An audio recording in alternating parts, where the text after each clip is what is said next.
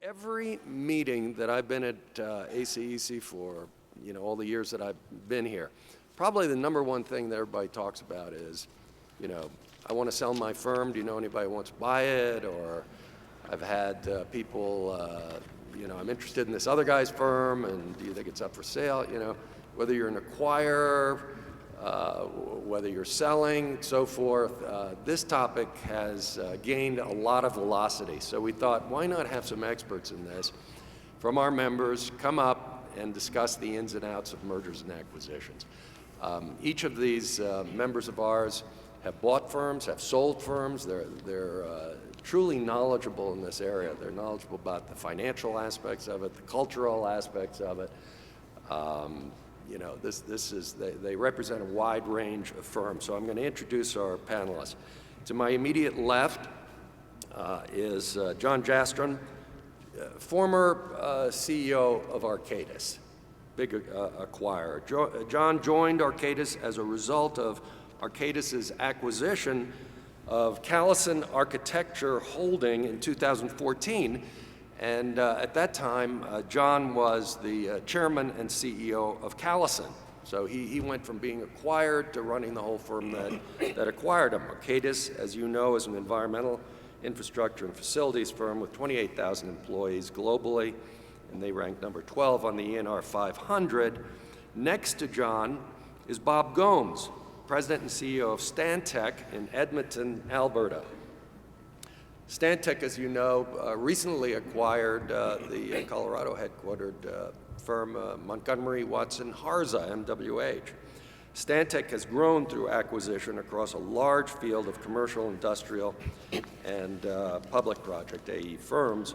Today it has 22,000 employees on 6 continents and ranks number 18 on the ENR 500. Tony Bartolomeo, our third panelist, is President and CEO of Pennoni in Philadelphia. Under Tony's direction, Pennoni has acquired 5 firms over the past 2 years in the environment and transportation sectors. These acquisitions contribute to Pennoni's standing as a diversified firm with 1,200 employees, now ranking number 78 on the ENR 500, a big jump from a couple of years ago when they were number 95. Tony has been president and CEO of Pennoni since 1999. So, John is going to serve as moderator of the panel, and he's going to kick things off. And then each of the speakers are going to make brief remarks. And then there will also be audience Q&A. But before we get into that, please welcome our distinguished panel.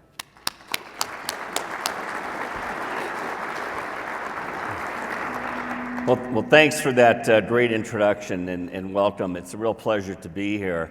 I wanted to start out with maybe a little bit of kind of the background. I think deals are in my DNA. When I was a little kid, I was always a very curious person. I kind of was more of a scientist than anything, and so I always asked questions. And I had my grandfather on my mother's side, who I was very close to, and I can remember him saying to me, "Johnny, pay attention because there's a lot for you to learn." And so I would say that to this audience. There's a lot to learn about deals. Every deal that I've ever been involved with, I've learned something from. So one of the things we're going to try to do is take also advantage of the next part of that saying that my grandfather then would continue over time to make things more complicated, and would say, and it's better if you can figure out how to learn from others' mistakes. So again, pay attention. It's cheap learning. So hopefully we can give you some cheap learning in this process. And then somewhere down the road later, he expanded that to say, and if you keep learning all these things and you really learn how to do things right when it's your chance to do them, you're going to reap the rewards. And realistically, those sayings have meant a lot to me throughout my life because I've been a student the entire time. Every deal I've been involved with, I've tried to learn from, and I have. They're all unique. It's an unbelievable dynamic. I started my career with Arthur Andersen, and I was very fortunate to end up working for the partner who was in charge of deals for Andersen at the time. And the accountants were all trying to figure out how could they be of more service to their client. So I've got a lot of professional background, and I think doing deals in a professional services firm is really unique because I've done deals in all kinds of different industries and I've run many different businesses. But the professional services field, I think, is the most challenging because the assets you have are the people. And when you buy a business, you're buying the people. And it's why culture and all these other things that you hear about are so important. So with that, we're going to go through the panel here on some opening comments for them to share a little bit about themselves and also to talk a little bit about kind of where the market is. We're going to get engaged in terms of trying to get into deep thoughts, and we really need to get your participation. So that's kind of what we hope to accomplish. So with that, let me turn it over to Bob. Bob, why don't you tell us a little bit about yourself and also kind of what you see in the market? Well, thanks, John. I'd like to say that I did deals all my life as well, but I didn't. I really didn't get into mergers and acquisitions until I took over the role of CEO 8 years ago. Since then, though, it's been a steep learning curve. Since I've been CEO, we've done 42 acquisitions. We've done 122 since we went public. So definitely acquisitive. I can echo John's comments. What we can probably help you with today is we can tell you some things you should focus on, and we can probably, or you can learn from our mistakes, and that's the point. Every time we do one of these, we create a list of don't do this again. And that list continues to get longer and longer. And we're going back to the top of that now and doing some of the things that we remembered not to do. So it is about acquiring people, and so it's not companies you're buying, it's people. So you got to figure that out right away. So I thought I'd talk about 4 aspects of it that I think we can maybe focus on. First, the why. Why would you want to do an acquisition? There's many drivers of why you would want to sell your company and many drivers of why you'd want to buy a company. Be committed to that. Really understand the reason why. Really, as a leadership team, really understand why do we need to do this. For Stantec, the why was pretty simple. The governor talked about, 4 decades ago, the first recession. We've gone through a number of them. The first one drove us to the point that we realized you better be diversified. You better be in more geographies, and you be in as many sectors as you can. If you do that, you can be more sustainable through any economic situation.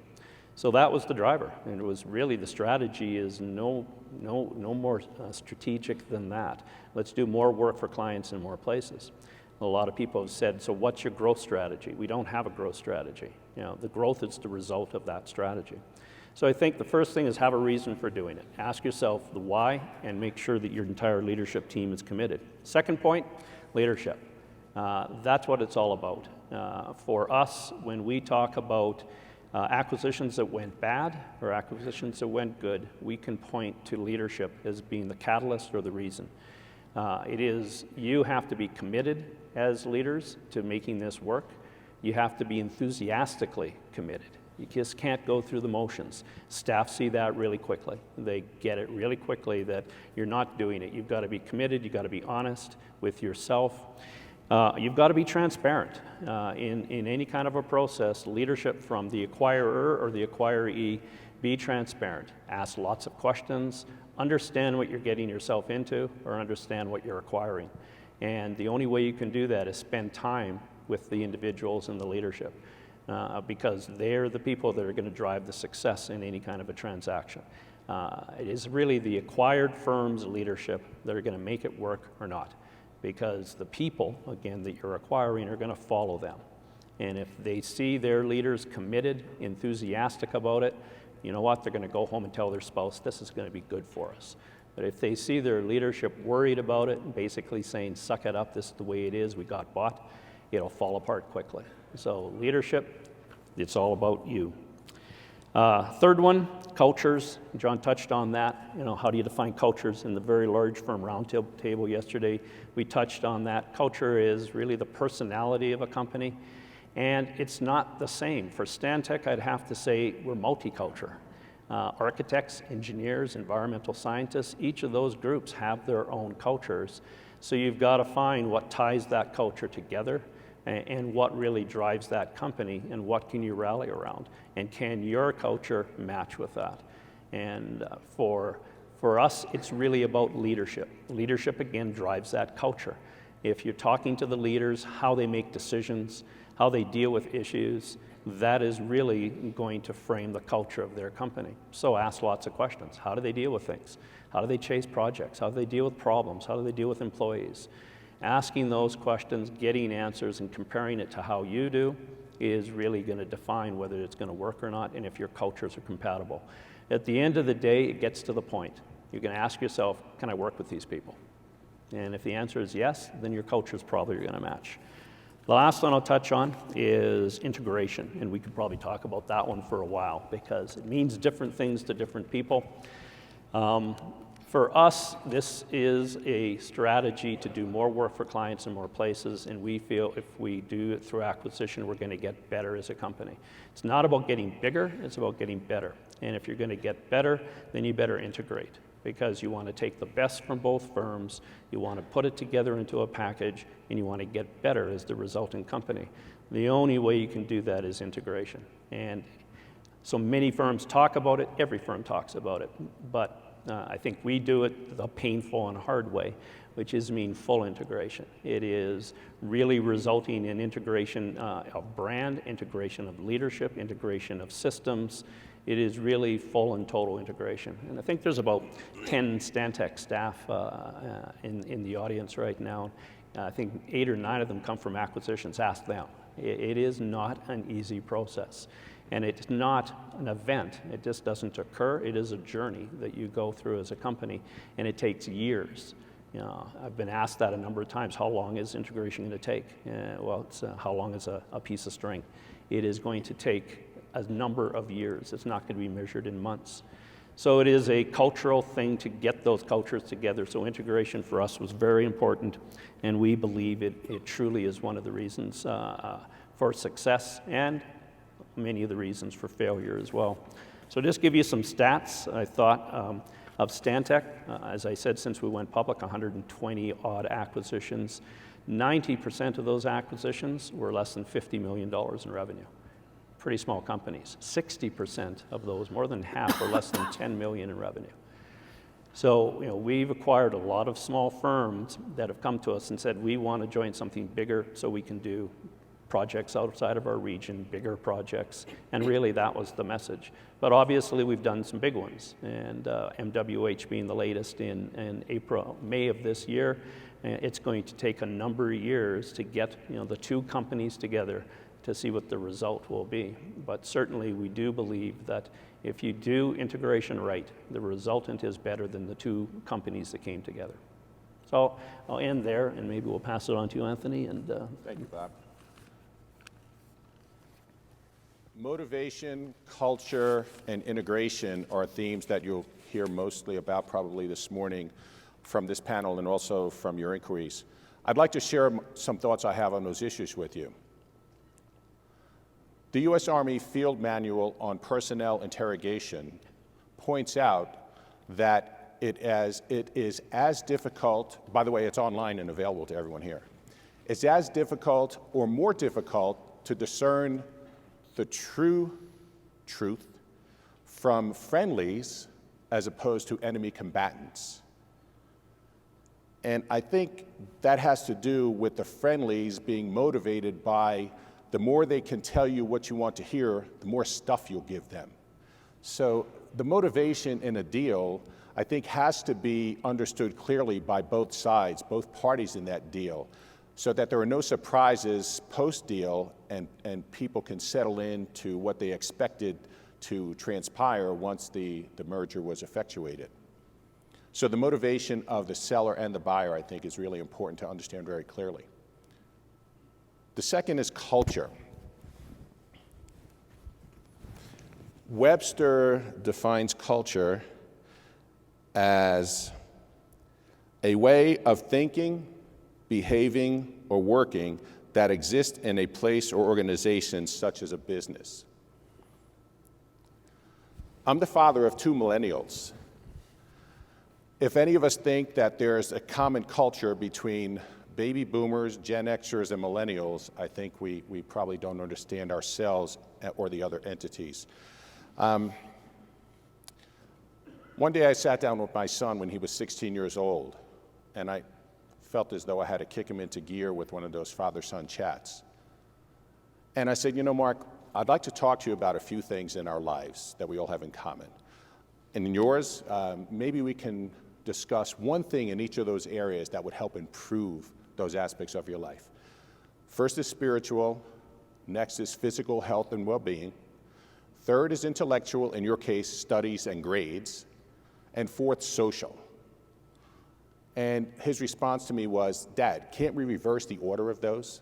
I said, come on, Mark, you got to work with me here. So I went on to give him some suggestions, and he was nodding his head in the right spots, and he was listening very attentively. And when I was done giving him suggestions in each of those areas, he looked at me and said, Dad, when you were my age, did you do these things you're telling me to do? And the only thing I can think of saying was, Mark, this isn't about me, man, it's about you. Now, my point in that story is I'm a very proud father of a U.S. Army soldier right now who's 25 years old, and he's turned out really well. But there, I think it goes, culture is sort of different things perhaps to different people, but at the bedrock of the culture issue, as Bob is pointing out, is the value set of your firm. Your values are what your culture is based on. And think about it in our workplaces, the flexibility that some of us are introducing into the workplace to accommodate the needs of different people, different generations that have different cultural aspects. We all need them to succeed in the long term. So if the cultural aspects vary or evolve over time, but they're all based on very strong values of your firm, I think that's accommodating, but also very flexible to the point of where you can grow and be patient, not tolerant, but patient, in including everyone and letting them feel as though it's a place where they like to be. The third issue of integration, I was on an executive search panel once for a position in one of our societies. And we interviewed 4 candidates as finalists, and we had to set standard questions for each one. And one of them was, how do you break down silos? And the first 3 came in with their particular methodology on how to break down silos. But the fourth one was it intrigued me, his response. He said he doesn't. He said, human nature, people want to belong to a group. And his strategy is to let them be parts of those silos and feel part of that group, but also have the silos interconnected so they see the value of working together for their particular group as part of a successful company. And that has influenced me on how I approach silos. They could be very healthy in an organization. When they become toxic or destructive is when you have to go in and take action to mitigate those negative impacts. But when you think about, say, an NFL football team, there's a linebacking core, there's a secondary core, there's an offensive line group, defensive line group, backfield group, receiver group, all different silos on that team. But they also understand in order for them to be successful, they need to work with, very effectively, the other groups on that team. And that's how champions are made. So those are my thoughts on those 3 things that I'm sure will be major topics here, is motivation, culture, and integration. Thanks, Tony. So let's now look at the audience and say we've got a lot of folks out here probably who have organizations that maybe they're going to be on the sell side. And I think, you know, we've all been on the side of buying from the big company side, you know, smaller companies. And we certainly want to buy great companies. So one question that comes up oftentimes when I talk to folks about this topic is, how do I prepare myself? You know, how do I prepare my company so that it's going to be attractive to be acquired successfully? And I think we should talk a little bit about that, starting with the fact that planning is probably the most critical component. Really understanding the organization that you're running, understanding your strengths and your weaknesses, understanding the competitive environment that you're playing in, if that's a regional part or it's a specific expertise, and really looking at your clients and saying, where's the opportunity? And then are there companies that are serving those same clients that very much could find me attractive? Those are things to think about.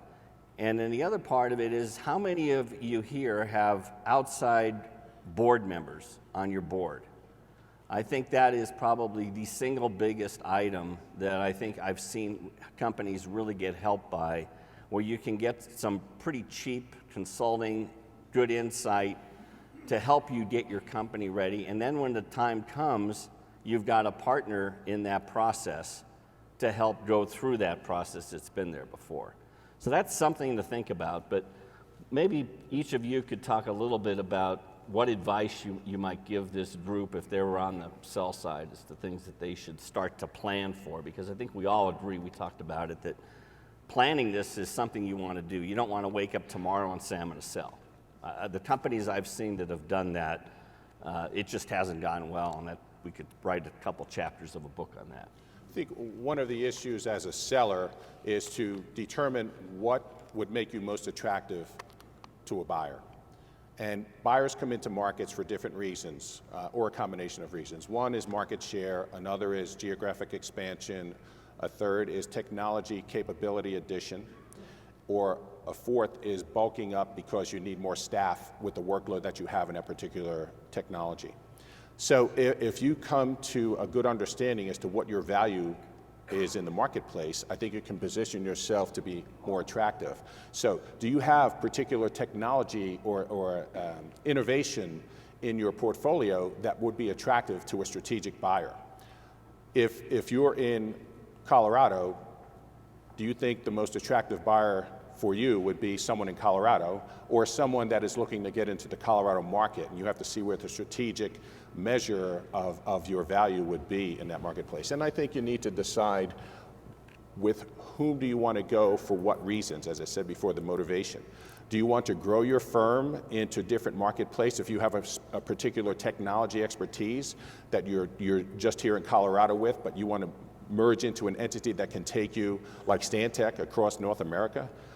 Do you want to have an exit strategy as the owner? Maybe you're the founding partners and your goal is to ensure your people have continued employment, that your reputations is maintained in a good way, and you want to have that 5-year earn-out, payout, and be with attracted to a firm that has the wherewithal to ensure that you're likely to accomplish your objective. So I think it depends on what is your motivation to sell and how do you create that value and position yourself in the marketplace to be most attractive.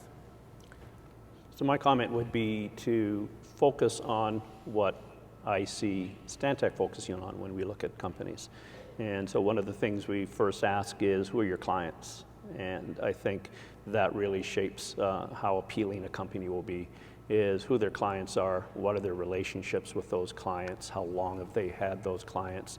Because yes, we're buying people, but really what you're buying is those relationships and reputation those people have. So really try to dig into that and present your company based on, these are our clients, this is the work we do, these are the types of people we do the work with.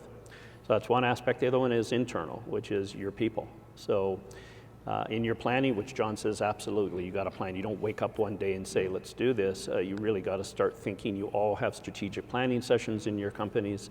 Talk about what would it look like if we were acquired? What would that look like for the staff? So they're not shocked in this. They're part of that discussion. They've been heard. Your up and coming leaders have something to say about it, because when we talk to a company, that's one of the first questions is, what does your succession planning look like for the shareholders? Who are your next layer of shareholders that are coming into the business?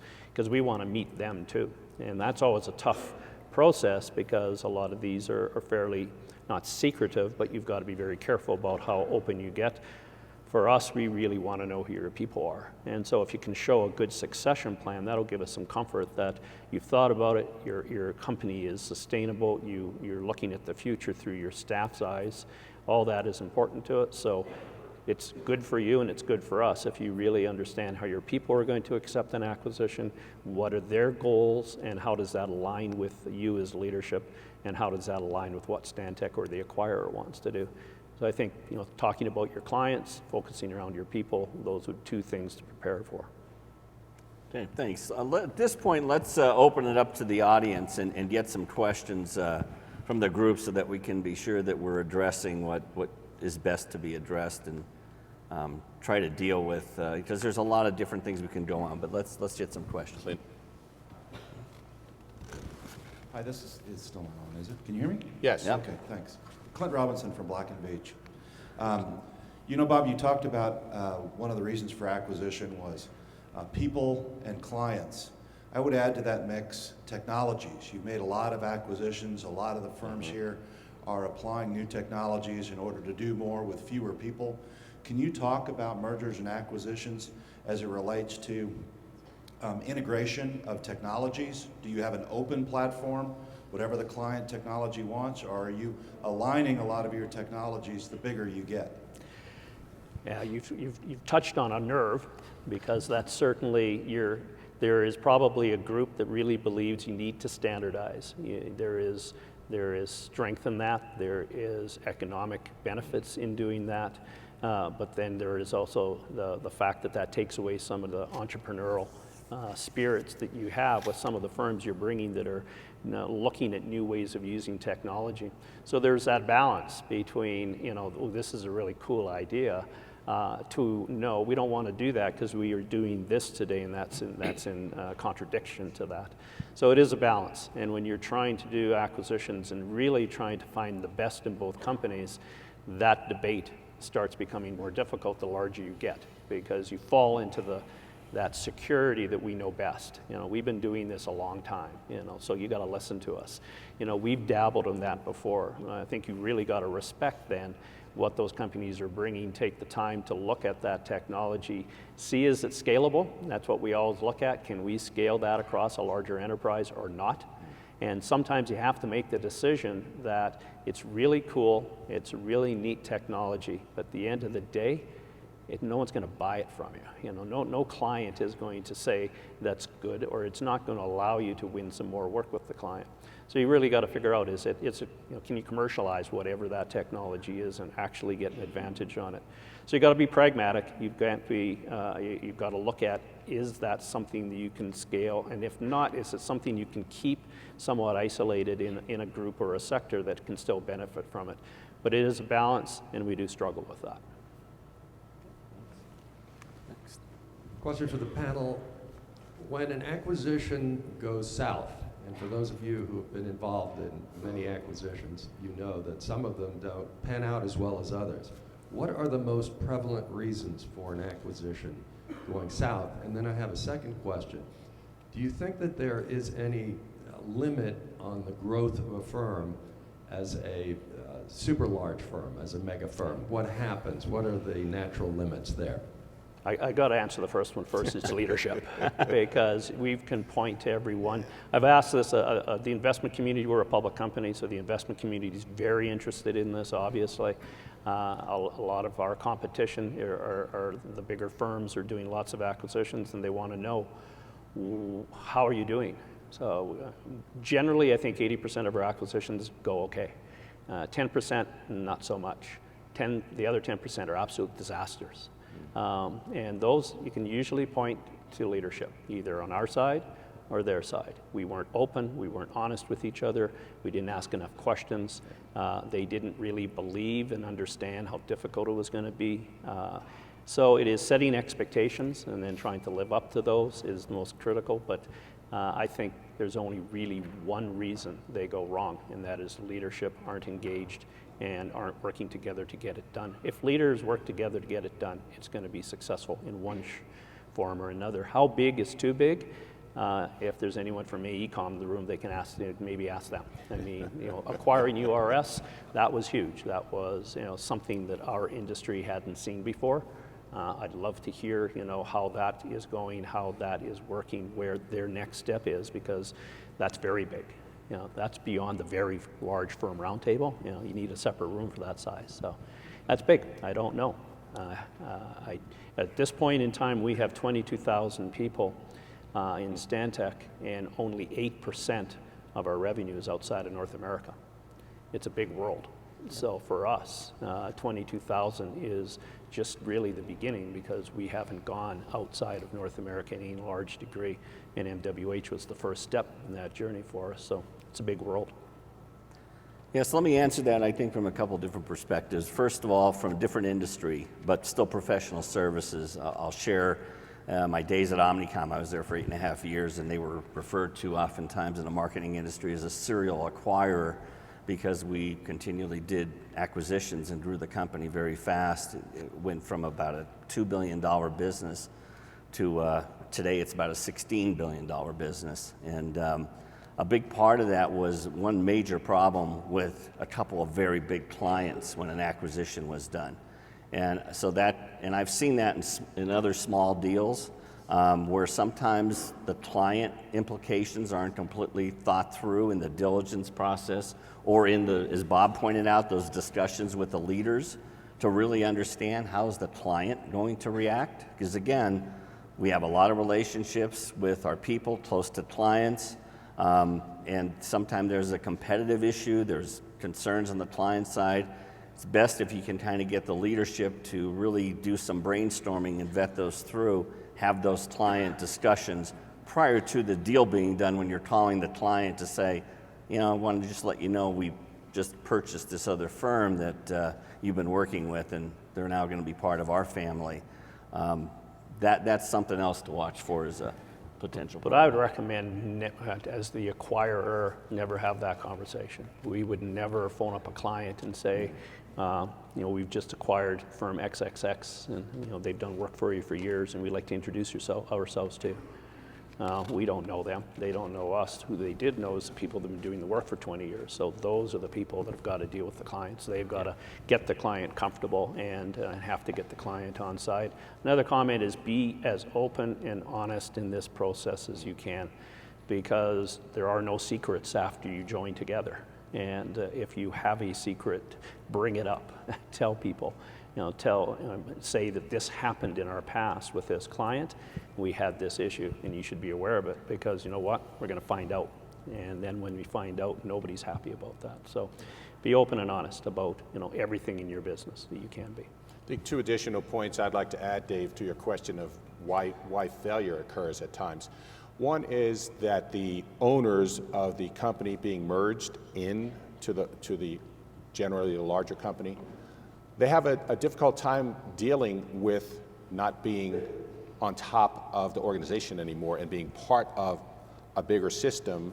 And they'll call it a bureaucracy that you have when you look at it as this is our system to make things hum very smoothly, and adapting to the system is important. So a difficult time accepting authority in a sense. The other is where you aren't ensuring that your own staff on the firm that is doing the acquiring is as accepting of the deal as you want the firm that you're acquiring staff to be. You want them to feel good about being part of your team.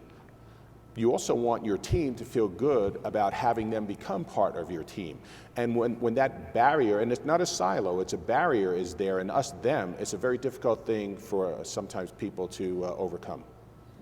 That's a great point, Anthony, that the leadership of the team that's being acquired, that is always sensitive. As the CEO of that company, the next day is not the CEO anymore. And that's an emotional thing as well. Yeah. For us, I think I mentioned 42 acquisitions since I took on this role.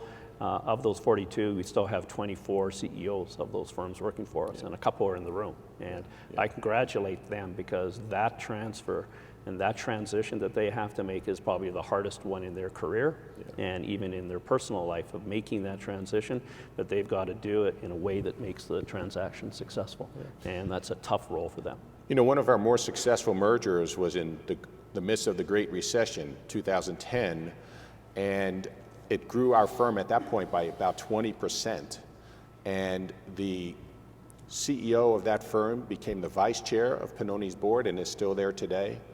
And their president and CEO became the chief operating officer of Pennoni. And he spent several good years with us, and he retired, very loyal and high on Pennoni still. So I think those actions speak very loudly to the firm that is joining you, so that you are welcoming them in and showing that you value their experience, their expertise, and their people. Absolutely. Please. Yes, I have a question for all three of you. What's the smallest firm that you've acquired in terms of the number of people? Oh, you can take that first. 12. I have the number in my mind because you sort of sit there and say, is that really an acquisition, or is it really just a bulk hire of people? Team But takeout, it was acquiring those people. It was acquiring the assets of that firm. And the interesting thing, sometimes doing a 12-person firm can be as difficult or more than doing a 500-person firm or doing a 6,000-person firm. It's not the size that makes it difficult, but the smallest we ever did, and that was 12. Beyond that, it was basically just hiring the staff. Yeah, on our end, it would be around a dozen as well. We did one recently where it was a very good established firm in our market sector, and it was a bulk hire. And I think it was a good one for us because they were subcontracting out a lot of the disciplines that they did not have in a dozen-person firm to others. And now because they're with Pennoni and we provide all of those technologies, we're keeping all of those revenues in-house. They're benefiting from it through an earn-out that we structured with them for the client base that they brought into the firm. And things are going quite well for them and for us right now. But it was a small firm with a very good reputation and a network where the owners would go to them and know they had to sub out geotech or environmental because they're a site civil survey firm. They would want them to run the project for them on the engineering end. So now we keep all of those formerly subbed out disciplines, which at times are greater than what their fees were for themselves on the project, all in-house. So I've got a question. Looking around, there aren't that many women in this group. But what about women businesses or minority businesses? Are we at an advantage or disadvantage? I like your smile. I'm really curious because I've heard that it's a disadvantage to be a WBE. It is from a perspective that a good percentage of the revenue is then derived as a result of the fact that you are. And companies are going to you because of that qualification. You provide that opportunity for them in a project, so you're getting that work. So for us, it's always the transition that company is making from basically using that as a subsidy for their revenue to moving beyond that. And so the last step in that, okay, is if you get acquired, what is your revenue generation outside of that revenue stream that you get, and how sustainable is that? How can we then help you get there? What do you add to us? So in some cases, the company hasn't made that transition, and then it's going to be a very difficult job for us together to do it. But if the company was already looking at it, was doing the right things to not be dependent upon that, and then the last sort of step in that is, okay, we can step in and do it. It's going to take some time because you're immediately going to lose some revenue, even though you have great relationships with those people that come to you and consultants. They have to go somewhere else to be able to get that qualification. So it's a immediate drop in a revenue stream that you've got to be able to deal with, and that makes it a little bit more difficult. But our point is, if you have a plan, we can probably help you with the plan. And I've actually seen an opportunity where two women-owned minority firms merged, got bigger, and then part of that planning process was to become less dependent because they were a bigger player in the game, had some unique expertise, and then we're able to take that step. But Bob's exactly right. I mean, if you just do the math, it becomes concerning. Good question. Ready for our next one? Please. My question is, have you ever gone and, to acquire a firm and then realized that, there was overlap in your geography or technologies and thought, well, could I buy half of this company or a piece of it? Is that ever part of the discussion? It hasn't been for me. No, I think the one thing if you're in this business of doing acquisitions, is the last thing you want to do is be deemed as a firm that's going to break things up or break firms. And we've actually turned away from acquisitions, even though we figured this would be good for us. It's not going to be good for them.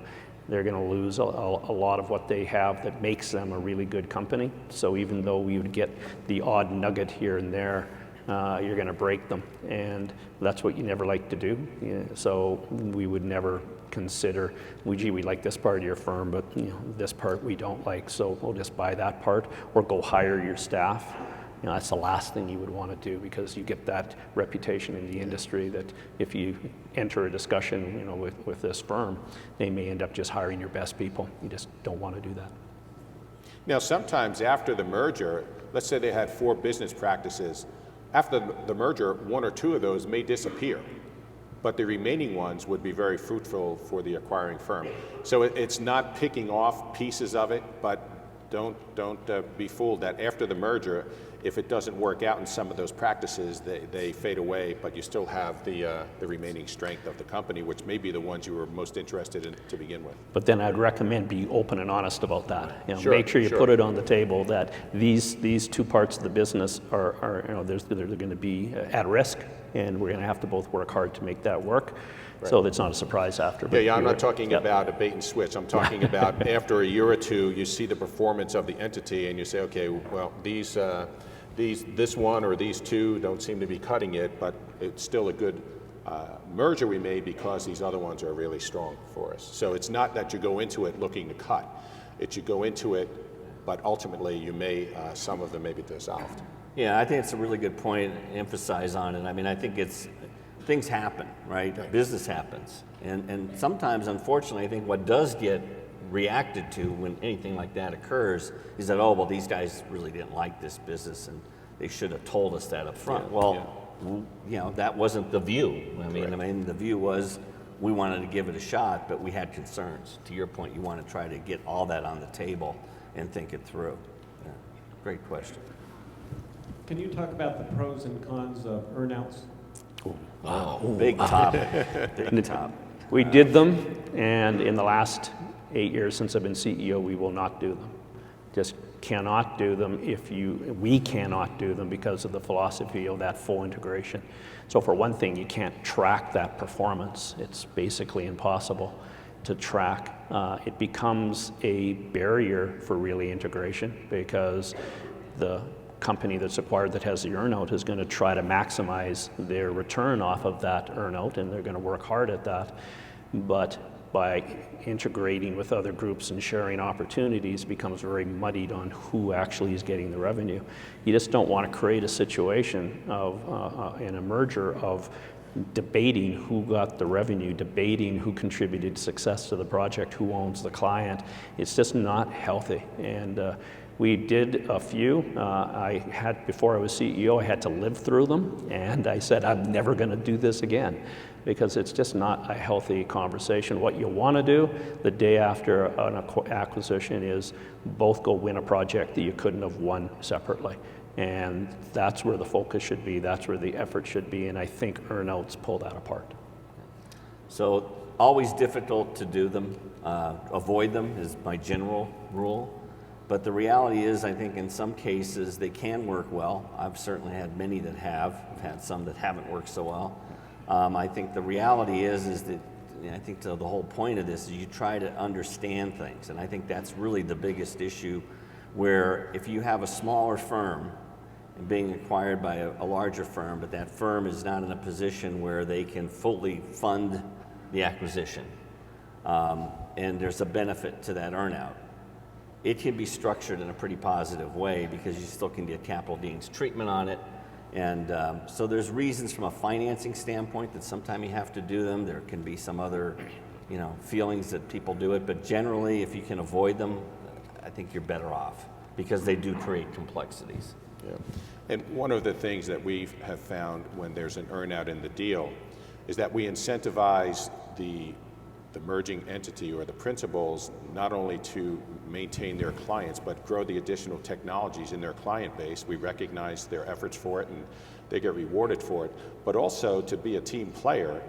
Their unit in supporting the rest of the company also is an opportunity for them at bonus time to be recognized as well. So we try to give the dual incentive to maximize the impact that the firm's skills will have on their existing client base, which we want them to mine, but also if they go beyond that existing client base with their efforts, they will benefit from that as well. So I have a question.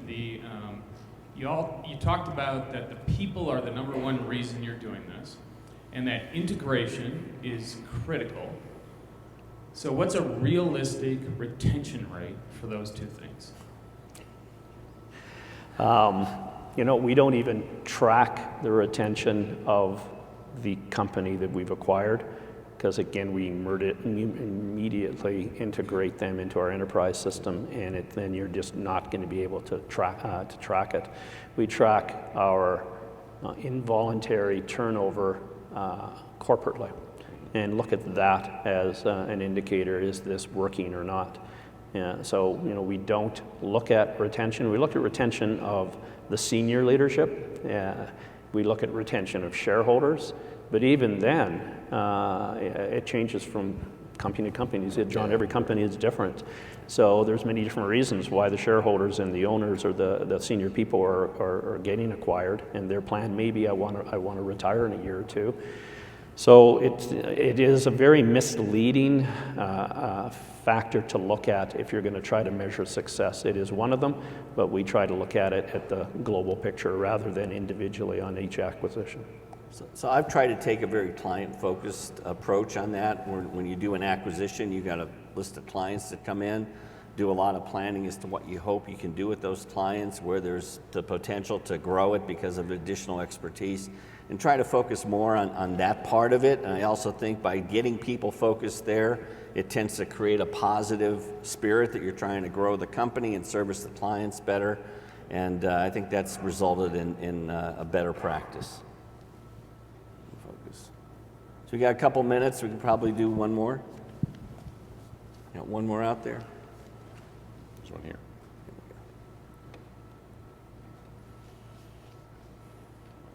So kind of following up on that just a little bit then, so it sounds like it's easy to pick out the failures, but I'm gathering from what you're saying that you really don't measure the successful acquisitions on its own because you're not necessarily measuring it independently. So is it really the case that when they're successful, it's just working and you really only have to maybe measure or identify those that go bad? The ones that go bad, you're trying to find out why they went bad, and it's the lessons learned that you're trying to collect. You're also looking at the lessons learned and the ones that intuitively you know have gone well and have worked. We've always said that as long as the company is growing, you are doing something right. And growing means top line and bottom line in a parallel fashion. So if you're growing your top line through acquisition and your bottom line is growing with that in a parallel basis, you must be doing something right. So just keep doing it. So we haven't really drilled into the financial performance of any acquisition. You try not to, but human nature, and the room is full of engineers, so you know we just love to dive into stuff. You got to just constantly, every 2 or 3 years, pull everybody back to what the bigger picture is. But you know, we don't track them, and for that reason. And again, every firm's differently. I think that this does play to the cultural comment that we all discussed as being so important. I mean, if you start focusing so much on trying to measure an acquisition and what people left and what didn't work, there's going to be enough scuttlebutt that you're going to have to try to positively communicate through and get that culture to be positive and to see those things. That's why I just go to that client model. It tends to end up getting people aligned, and success is success. And it avoids kind of the internal confusion. Where we have failed or where we struggle and where we have to work harder is where you do an acquisition where they are somewhat isolated. Yeah. So the geography is sort of out there by itself, and it's pretty obvious to see that, well, that's because of that acquisition. Because then you do start focusing on just that acquisition and how they're doing. So again, you just got to pull leadership back to what we're trying to achieve in a bigger picture. You know, don't get lost in the details. You know, try to stay at a high level. Yep, exactly. Yep. Any more? I'll give one question, since, you know, it just, because we're a public company, and I've had a lot of private firms at audiences like this say, well, you're a public company, so that's why you can do all those acquisitions, because, you know, you get free money from the markets. We did, MWH was the first time we raised money. So we did 121 acquisitions the same way private companies would, through cash flow and debt. We didn't raise a dime on the market. Always wonder, why did we go public then? 'Cause, you never, so we did have to access the public market when we did MWH because it was large, obviously. But every other acquisition we did through cash flow and debt. So being a public company didn't really add anything other than the discipline. So don't think you have to be a public company to be acquisitive. You just have to have discipline, focus, and a strategy. And do deals that work. And do deals that work. Right. Exactly. All right. Thank you. Thanks, guys. Thanks, guys. Appreciate it.